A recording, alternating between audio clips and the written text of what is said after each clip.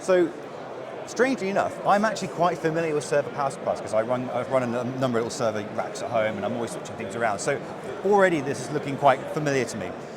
But what I'm interested in is what makes these different to the ones I might have at home. Okay. So what we have here is 3 data center power supply units. And we've got a 2.7 kilowatt, we've got a 3.2 kilowatt, and this is the latest and greatest, it's a 4.5 kilowatt. And this is the highest power density AI server power supply unit today, globally.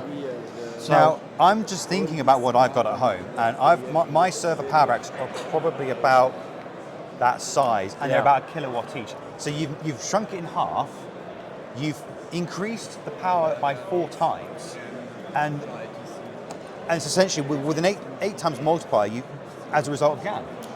Exactly, by using GaN, and with these 2 designs, we use a hybrid of GaN and SiC. We use SiC on the PFC with our latest Gen 3 fast MOSFETs, and then for the LLC, we use our latest GaN safe GaN. And so as you said before, the silicon carbide is handling the heavy power duty stuff on that side, but then your GaN is then handling the, I suppose, the power conversion for the 12 volts, the 5 volts at high current ratings for things like the NVIDIA AI chips. Right, so if you look at maybe the 2.7 kilowatts, typically a data center PSU powers about 8 to 10 server boards. And each CPU or GPU on a server board is around about 150 watts. That's about, makes sense. So 150 times 10, you've got 1.5 kilowatts, like what you said you got at home. Now, with the advancements of the CPUs and the power demands, they're going to like 250, 350, 300. The latest one's 300, and that's why you need a 3.2 kilowatt power supply to handle those 10 boards. So the next one's going to 450 watts, these CPUs for boards. So we need to follow that with a 4.5 kilowatt in the same form factor as this. So are these these are power supplies you actually manufacture as a company? So no, we have a design team, one for EV and one for data center, one for chargers, and this is how we showcase.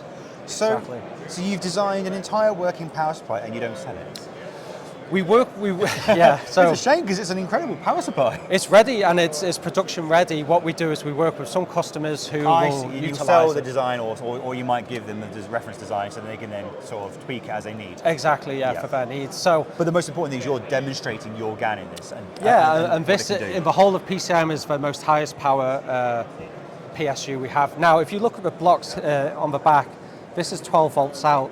Now the AI needs a higher voltage output. OCP is saying 48 volts out. So on the back of this one's a 48 volt output. What needs 48 volts? The NVIDIA? Well, because it needs a lot to power, so you have to put the voltage. So that you can reduce the current, so therefore you reduce the efficiencies. So your I square R losses, Exactly, It's the same as the car battery going from 400 to 800, same principle. So that's a 4.5, but on our roadmap we go to 8.5 and 10 kilowatts onwards to support the Blackwell NVIDIA chip. And I'm pretty sure it's not going to get any bigger. The size, the demand is the size, but this will be 10 kilowatts, right? That's absolutely ridiculous. I know. Basically, almost the entire power a house needs comes from something about that size. Yeah, I guess which is honestly ridiculous. But if we move across here, we've got some other stuff that looks quite interesting as well. So what's going on here?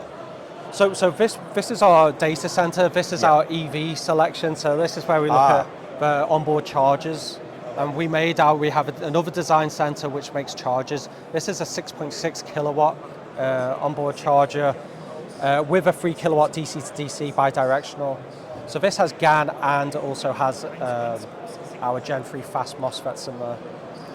So 3.9 kilowatts. No, 6.6, sorry. 6.6 kilowatts. So in a car, this is a typical standard you would have, 6.6 kilowatts. That's for like a 400 volt bus. So you use 650 volts GaN, 650 volts SiC. That's right. Now when we go to the bigger one, this is a 22 kilowatt. This is going. But it didn't get any bigger. Not much bigger, right? Now this uses an 800 volt bus or a battery. So you double the voltage. Yeah, so now you have to use 1200 volt silicon carbide MOSFETs. So this is a SiC solution.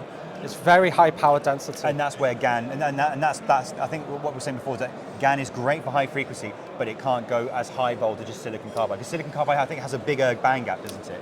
Yeah. So with the GaN device, it's a HEMT, so it sits laterally. So you'd have to move out the drain, the gate, the source in order to accommodate the voltage But that increases breakdown. the resistance of the channel as well by doing that.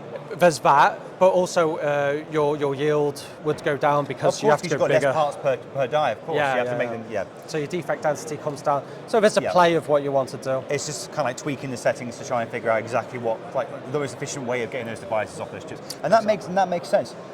So like you say, GaN under a certain power, under a certain voltage. If you go beyond, let's say 800, silicon carbide then steps in. Yes, becomes a more exactly. efficient Yeah. device. And then the last one behind you. Oh yeah, this one here. I'm not sure if we can get to that. That's one of our customers called BrightLoop converters. They're French, in Paris, and 250 kilowatts. so yeah, this is What is that extremely high power density. These guys make leading edge high power density designs. This is a 250 kilowatt for buses for hydrogen energy. So hydrogen vehicle buses. You see it's water cooled here. It uses our Gen 3 fast 1200 volt Sorry, MOSFETs. the size of those water. That is a massive pipe for water cooling. Yeah, it's just a cap. That's honestly insane. 250 kilowatts. Yep. And it's not much bigger than that. I know, it's BrightLoop have got a very special design and unique design. I can imagine. And they can get the heat out extremely well. And they use our devices, and when you use our devices, like I mentioned before, with our technology, our RDS on over temperature shift is a lot lower, so we make it a lot more efficient. So that's how we Honestly, that could be one of the most powerful devices we've actually seen today.